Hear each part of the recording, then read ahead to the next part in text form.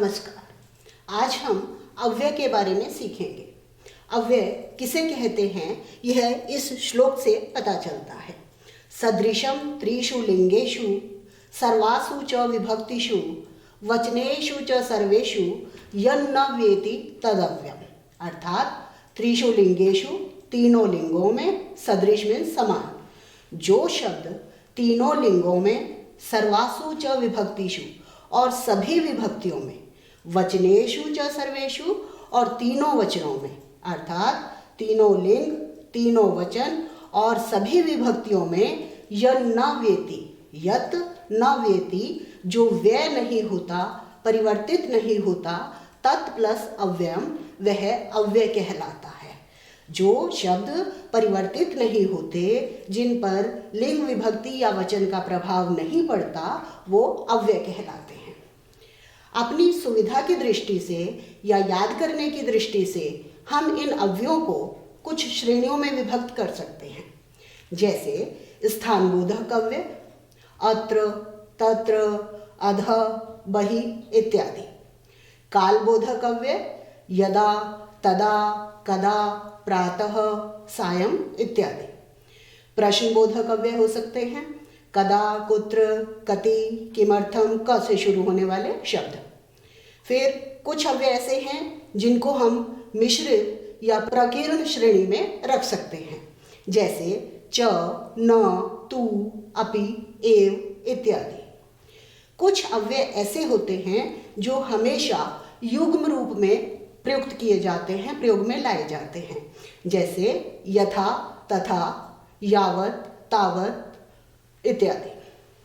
आज हम सबसे पहले स्थानबोधक अव्ययों को पढ़ेंगे। अव्यय कौन कौन से हैं स्थानबोधक अव्यय, उनका अर्थ और उनका किस तरह से हम वाक्य में प्रयोग कर सकते हैं। सबसे पहले मैंने कुछ यहाँ अव्यय लिखे हैं। अत्र और इह दोनों शब्दों का अर्थ है यहाँ। अत्र मीन्स भी यहाँ और इह भी यहाँ। इसको जब हम वाक्य में प्रयोग करेंगे तो हमें केवल, जैसे कि अनुवाद सिखाते समय बताया था, कर्ता और क्रिया का ध्यान रखना होता है।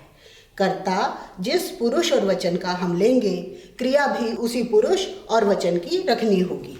मान लो मैं सह से वाक्य बनाती हूँ। सह प्रथम पुरुष एक वचन, सह अत्र या इह वसति, वह यहाँ रहता है। यह अव्यय का प्रयोग हो गया। यदि हम सह के स्थान पर त्वम का प्रयोग करना चाहें तो त्वम अत्र वससि। उत्तम पुरुष एक वचन का प्रयोग करना चाहें, अहम अत्र वसामि। कर्ता और क्रिया का ध्यान रखना है, क्योंकि अव्यय परिवर्तित नहीं होगा। किसी भी पुरुष में हम वाक्य बनाएं, अव्यय वैसा का वैसा रहेगा। यही अव्यय की पहचान है कि अव्यय कभी परिवर्तित नहीं होगा। अगर हम तऊ करें तब भी अत्र रहेगा, ते करें तब भी अत्र रहेगा। दूसरा है तत्र। तत्र मीन्स वहाँ। त्वम कर दो आपके, त्वम तत्र वससि। क्रिया कुछ भी हो सकती है, पठसि, गच्छसि, वदसि। त्वम तत्र वससि, तुम वहाँ रहते हो। यत्र, जहाँ। इस अव्यय को हम स्थानबोधक अव्यय में भी ले सकते हैं और युग्म अव्यय में भी इसको रखेंगे, क्योंकि अकेले का वाक्य नहीं बनेगा। जहाँ और उसके साथ वहाँ होके ही वाक्य पूर्ण होगा। जैसे यत्र धूमः, जहाँ धुआं है, तत्र वह्नि, जहाँ धुआं है वहीं आग है।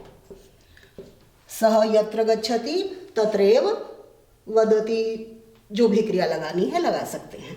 कुत्र, इसको हम प्रश्नवाचक अव्यय में भी रख सकते हैं और स्थानबोधक में भी रख सकते हैं। कुत्र मीन्स कहाँ। प्रश्न बनेगा सह कुत्र वसति, वह कहाँ रहता है। त्वं कुत्र गच्छसि, अहम कुत्र पठामि। सर्वत्र, सब जगह।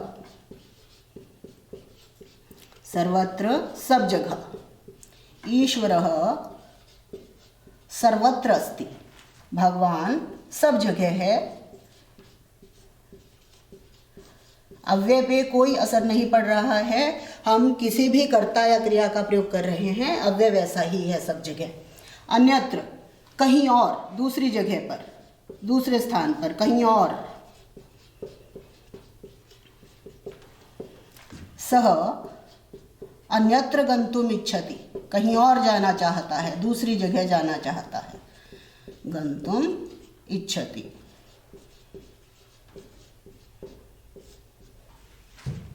अंतः, अंतः मीन्स अंदर, घर के अंदर, विद्यालय के अंदर, षष्ठी विभक्ति का प्रयोग होगा इसमें।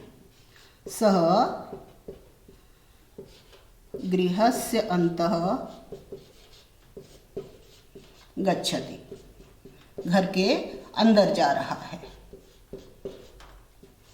वाक्य हमेशा छोटा बनाना चाहिए और प्रथम पुरुष के यदि कर्ता का प्रयोग करेंगे तो आसानी रहती है वाक्य बनाने में। बही, बही मीन्स बाहर, अंतः का अर्थ है अंदर,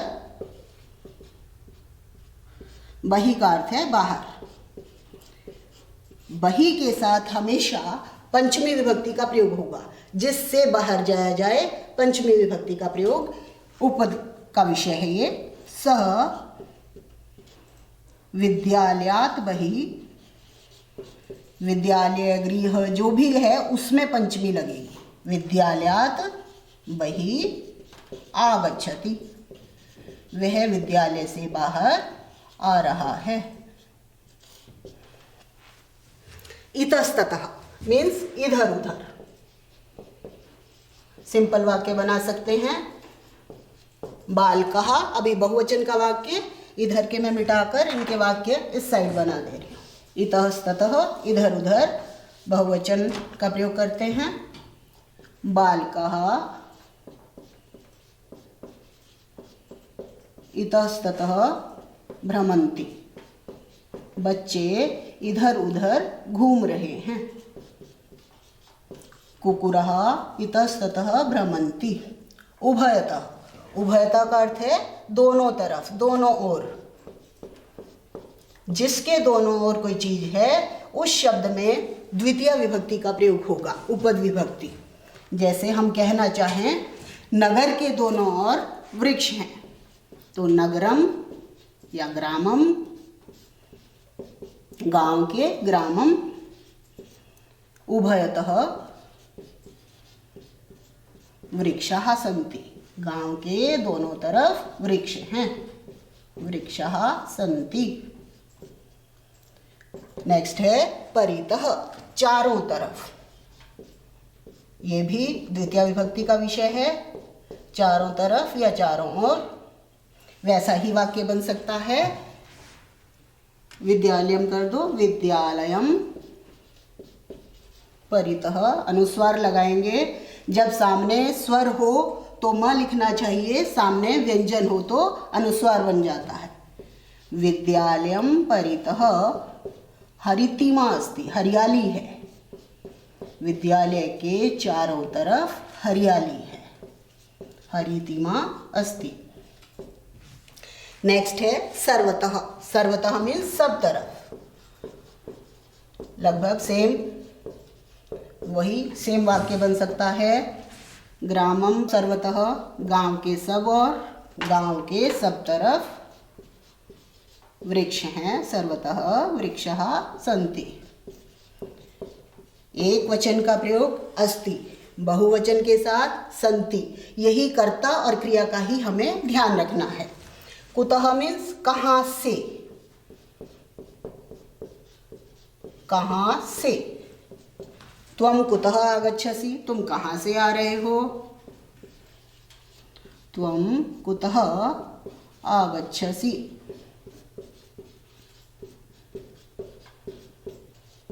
इतः, यहाँ से। इतः मीन्स यहाँ से, वह यहाँ से चला गया। सः इतः अगच्छत्। लंग लकार का प्रयोग किया मैंने अभी। अध, अध मीन्स नीचे, पेड़ के नीचे। इसमें षष्ठी विभक्ति का प्रयोग होगा। बालकः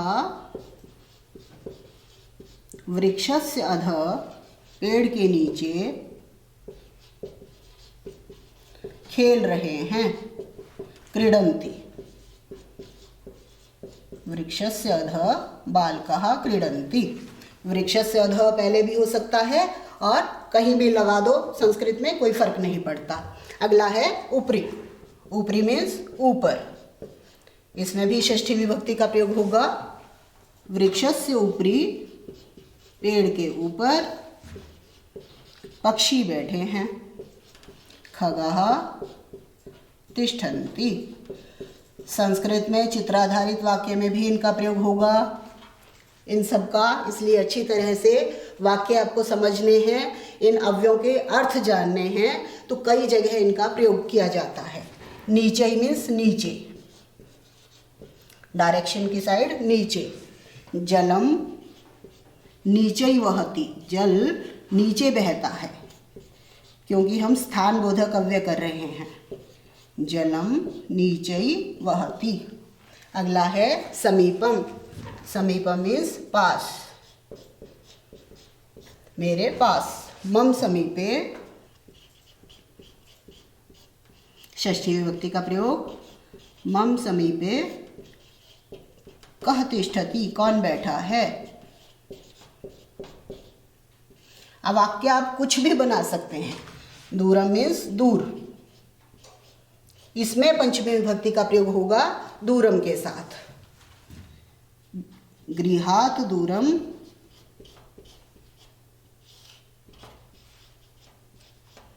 मा गच्छ, घर से दूर मत जाओ। इसमें मैंने माँ अव्यय का और प्रयोग कर दिया। गृहात् दूरम मा गच्छ। कुछ और अव्यय हैं। समया, समया मीन्स समीप। निकषा, समीप, इनमें भी द्वितीय विभक्ति का प्रयोग होगा। सिंपल हैं। वामतः, दक्षिणतः, ये सब अव्यय स्थानबोधक अव्यय हैं। आप लोग इनका अभ्यास करिए और अच्छी तरह से अर्थ जानिए। संस्कृत में कई जगह इनका प्रयोग होगा। धन्यवाद।